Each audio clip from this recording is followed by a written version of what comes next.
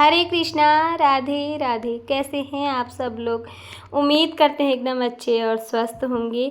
सबसे पहले आपको पुत्रदा एकादशी की बहुत बहुत शुभकामनाएं। कब है पुत्रदा एकादशी और इसका व्रत कैसे करें, सरल विधि से घर में पूजा हम किस प्रकार से करें, तो यही आज की वीडियो में आप लोगों के साथ शेयर करने वाली हूँ। बने रहे वीडियो के एंड तक। तो सबसे पहले जान लेते हैं एकादशी तिथि हमारी कब से शुरू हो रही है। सावन माह के शुक्ल पक्ष की एकादशी को हम पुत्रदा एकादशी के नाम से जानते हैं। तो आइए जानते हैं ये एकादशी हमारी कब से शुरू हो रही है।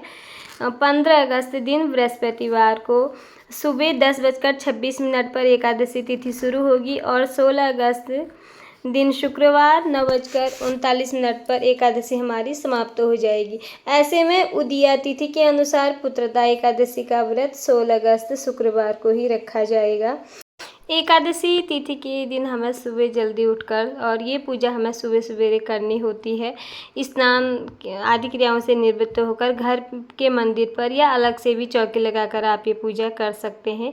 और जब भी आप पूजा करें, पूजा में पीले रंग का आसन या वस्त्र बिछाएं और उस पर भगवान विष्णु की कोई भी मूर्ति, विग्रह या प्रतिमा को जरूर रखें। उस पर थोड़ा गंगा जल के छींटे लगाकर भगवान श्री हरि विष्णु की मूर्ति, विग्रह है तो उसे दूध से अभिषेक पंचामृत से कराएं और अगर तस्वीर है तो उसे जल के छींटे लगाकर आप इस तरह से साफ करें और नीचे से तिलों का आसन देकर भगवान जी की तस्वीर को वहाँ पर विराजमान करें। अगर मूर्ति विग्रह है तो इस तरह से पूजा आपको करनी है। शुद्ध बर्तन ले लेना है। बर्तन आप किसी भी धातु का ले सकते हैं, उसमें स्वास्तिक बना लें। अगर आपके पास समय ज़्यादा हो तो उसमें ओम नमो भगवते वासुदेवाय या ओम नमो नारायणाय ये मंत्र लिखकर भी इसमें ऊपर से तिलों का आसन या फूलों का आसन देकर भगवान जी की मूर्ति विग्रह को हम इसमें विराजमान करेंगे।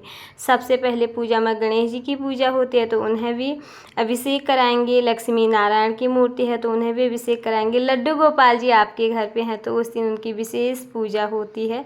और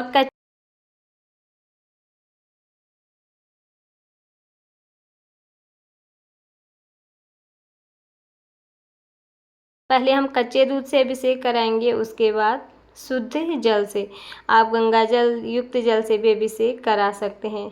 अगर आपके पास तस्वीर है, तस्वीर को आप सिर्फ जल के छींटे लगाएंगे। इस तरह से हम भगवान जी का अभिषेक कर लेंगे। एकादशी तिथि भगवान श्री हरि विष्णु को समर्पित होती है। उनके किसी भी स्वरूप की पूजा उस दिन की जाती है। पर पुत्रदा एकादशी पर अगर आपके घर पे लड्डू गोपाल जी हैं तो वो भगवान श्री हरि विष्णु के ही अंशावतार हैं, बाल स्वरूप में हैं। उन्हीं की विशेष पूजा इस व्रत में की जाती है। अगर आपके घर पे गौ माता हैं तो उनकी भी विशेष पूजा करें, उनका भी अभिषेक इसी प्रकार से करें और उनको भी पूजा में ज़रूर शामिल करें। और जो ये भगवान जी का अभिषेक वाला जल है ये हमें किसी गमले में डाल देना है।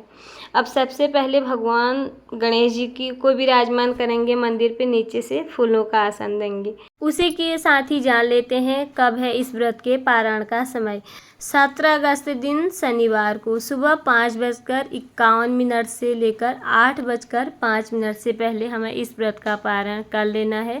एकादशी का व्रत तभी पूरा होता है जब हम इसका पारण सही समय से कर लेते हैं। एकादशी के व्रत में पीले रंग की महानता है तो इस दिन भगवान जी को हम पीले रंग के ही वस्त्र पहनाएंगे और खुद भी आप पीले रंग के ही वस्त्र पहने। थोड़े से मौसम ने करवट ले ली है तो यहाँ पर आज लड्डू गोपाल जी को मैंने केश धारण करा लिए हैं, उन्हें पीले रंग की ही पगड़ी पहना दी है। और बांसुरी लड्डू गोपाल जी के हाथ में इस दिन जरूर दें। अगर आपके पास बांस की बांसुरी है तो वो भी भगवान जी को भेंट स्वरूप में आप दे सकते हैं। और लड्डू गोपाल जी को अपने सिंहासन पर विराजमान कर दिया है।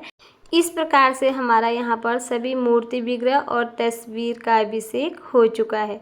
ये पूजा मैं अपने घर के मंदिर पे ही करके आप लोगों को दिखा रही हूँ। आप चाहे तो अलग से भी चौकी लगा सकते हैं। वस्त्र सेवा हमने दे दी है। उसके बाद हम लगाएंगे इत्र।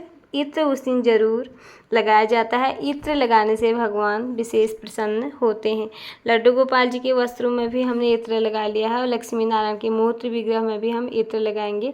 इत्र आप कॉटन की सहायता से लगा सकते हैं, आप हाथों में लगा लें और थोड़े से कॉटन से। तस्वीर अगर आपके पास है तो तस्वीर में भी इसी प्रकार से आप इत्र लगाएं। इत्र लगाने के बाद उसके बाद हम भगवान श्री गणेश जी को कलावा रूपी वस्त्र भेंट देंगे और लक्ष्मी नारायण जी को भी हम यहाँ पर वस्त्र रूपी कलावा अलावा समर्पित कर देंगे। अगर आपके पास तस्वीर है, तस्वीर की भी पूजा कुछ इसी प्रकार से होती है। तस्वीर में भी आप कला रूपी वस्त्र भगवान जी को भेंट स्वरूप में ज़रूर समर्पित करेंगे। आपके पास जनेऊ है तो जनेऊ भी पूजा में भगवान जी को ज़रूर समर्पित करें। अब हम सबसे पहले एक दीपक यहाँ पर प्रज्वलित करेंगे। एकादशी पर अखंड दीपक प्रज्वलित किया जाता है, तो आप घी का या तिली के तेल का दीपक प्रज्वलित करके उस दीपक भी अगर आप देखभाल कर पाएँ तो अखंड दीपक ज़रूर प्रज्वलित करें। तो सबसे पहले हम भगवान श्री गणेश जी का रोली से तिलक करेंगे, माता लक्ष्मी को भी हम रोली से तिलक करेंगे, भगवान श्री हरि विष्णु और ब्रह्मा विष्णु महेश इन त्रिदेवों को हम चंदन से ही तिलक करेंगे। चंदन से ही भगवान जी का इस दिन तिलक किया जाता है, पीले चंदन से। और साथ ही लड्डू गोपाल जी का भी हम तिलक करेंगे और साथ ही गौ माता को भी पूजा में रखकर उनकी भी पूजा हम विशेष रूप से करेंगे। उसके बाद हमें चावल की जगह तिल समर्पित करने हैं भगवान जी को। हमें उस दिन तिल ही चढ़ाने होते हैं, चावलों का प्रयोग नहीं किया जाता है। तो सफ़ेद तिलों या काले तिल का प्रयोग करें। दीपक में भी आप चाहे थोड़े से तिल डाल सकते हैं। शास्त्रों के अनुसार एकादशी का व्रत सभी व्रतों में श्रेष्ठ माना गया है। जो व्यक्ति ऐश्वर्य, मन की शांति, मोक्ष सब कुछ पाना चाहता है तो यह व्रत हम सबको अवश्य करना चाहिए। अगर आप व्रत ना भी कर पाएँ तो इस सरल विधि से घर पर पूजा जरूर करें। और साथ ही हम भगवान जी को पुष्प समर्पित कर देंगे। पीताम्बर रंग भगवान को अधिक प्रिय है तो पीले रंग के पुष्प समर्पित करेंगे। भगवान श्री गणेश जी को लाल पुष्प समर्पित कर देंगे। साथ ही तुलसी मंजीरी समर्पित कर देंगे यहाँ पर श्री हरि विष्णु जी को और साथ ही लड्डू गोपाल जी को। अगर आपके पास पीले पुष्प हैं तो वो चढ़ाएं, नहीं है तो फिर आप कोई भी पुष्प भगवान जी को समर्पित कर सकते हैं। इसके बाद हमें एकादशी व्रत की कथा जरूर पढ़नी होती है। ये व्रत रखकर श्रावण शुक्ल पक्ष की एकादशी है जिसे हम पुत्रदा एकादशी कहते हैं। कथा पढ़ने से पहले हाथ में थोड़े से तिल ले लें और एक पुष्प ले लें और कथा को प्रेम पूर्वक पढ़ें। उसके बाद जो हाथ में तिल और पुष्प रखे हैं वो भगवान श्री हरि विष्णु के चरणों में समर्पित कर दें और ऋतु फलों का भोग लगाएं। कोई जो भी ऋतु फल आपके पास हो। और दूध का भोग एकादशी पे ज़रूर लगाएं। आप गाय के कच्चे दूध का भोग लगा सकते हैं अपने लड्डू गोपाल जी को और दूध से बनी मिठाई का भी भोग लगा सकते हैं। यहाँ पर अन्न का भोग नहीं लगाया जाता एकादशी पर, तो मैंने यहाँ ड्राई फ्रूट और थोड़े से फलों का भोग भगवान जी को लगा लिया है। इसी के साथ ही लड्डू गोपाल जी को दर्पण सेवा भी देंगे। संतान की प्राप्ति और संतान की दीर्घायु और उज्जवल भविष्य की कामना को करते हुए इस व्रत को किया जाता है। और यही वजह है कि सावन माह में आने वाली पुत्रदा एकादशी महत्वपूर्ण होती है। पूजा में हुई कमी पूर्ति के लिए हमें दक्षिणा मंदिर पे ज़रूर रखनी होती है और उसके बाद कपूर से यहाँ पर हम भगवान जी की आरती उतार लेंगे। पुत्रदा एकादशी का महत्व स्वयं भगवान श्री कृष्ण ने धर्मराज युधिष्ठिर को बताया था। पुत्रदा एकादशी पर भगवान विष्णु की पूजा और व्रत करके रात्रि जागरण करने का बहुत महत्व है। इस व्रत को करने से जिस फल की प्राप्ति होती है वो हजारों साल तक तपस्या करने से भी नहीं मिलता। इस एकादशी का व्रत संतान प्राप्ति और संतान की दीर्घायु होने और उनकी सभी मनोकामनाओं की पूर्ति के लिए रखा जाता है, इसलिए इसे पुत्रदा एकादशी के नाम से जानते हैं।